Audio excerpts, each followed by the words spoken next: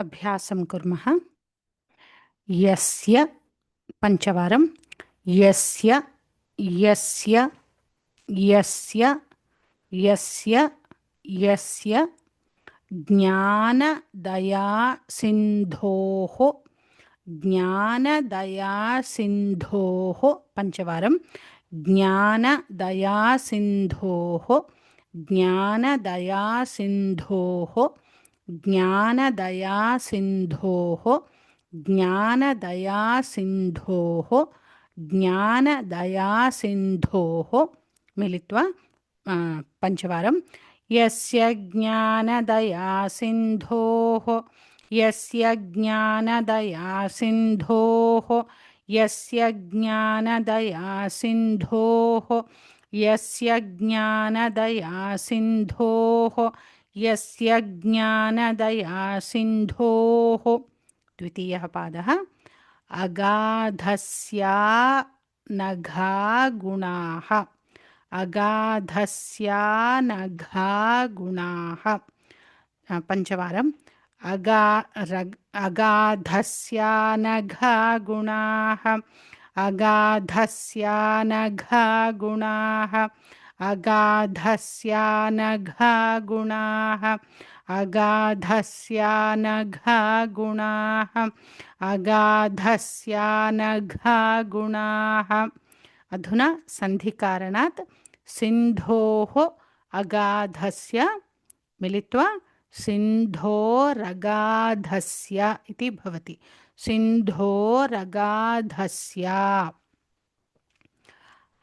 यस्य ज्ञानदया सिन्धोरगाधस्या नघा गुणाः यस्य ज्ञानदया सिन्धोरगाधस्या नघा गुणाः पञ्चवारं यस्य ज्ञानदया सिन्धोरगाधस्या नघा गुणाः यस्य ज्ञानदया सिन्धोरगाधस्या नघा गुणाः यस्य ज्ञानदया सिन्धोरगाधस्या नघा गुणाः यस्य ज्ञानदया सिन्धोरगाधस्या नघा गुणाः यस्य ज्ञानदया सिन्धोरगाधस्या नघा गुणाः।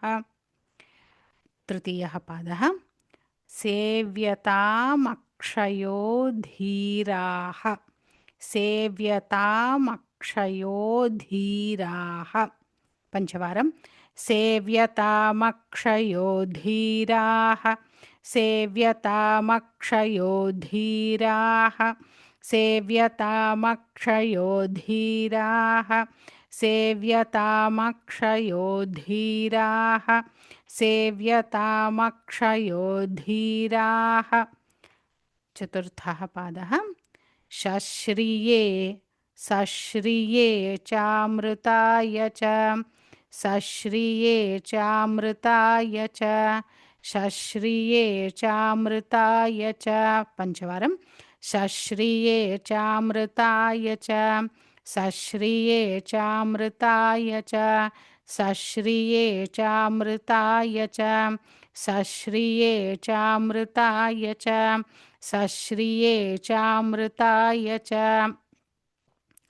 तृतीयः पादः चतुर्थः पादः मिलित्वा सेव्यतामक्षयो धीराः सश्रिये धीराः सश्रिये इदानीं मिलित्वा धीराः सश्रिये धीराः सश्रिये सेव्यतामक्षयो धीराः सश्रिये चामृताय च पञ्चवारं सेव्यतामक्षयो धीराः सश्रिये चामृताय च सेव्यतामक्षयो धीराः सश्रिये चामृताय च सेव्यतामक्षयो धीराः सश्रिये चामृताय च सेव्यतामक्षयो धीराः सश्रिये चामृताय च सेव्यतामक्षयो धीराः सश्रिये चामृताय च।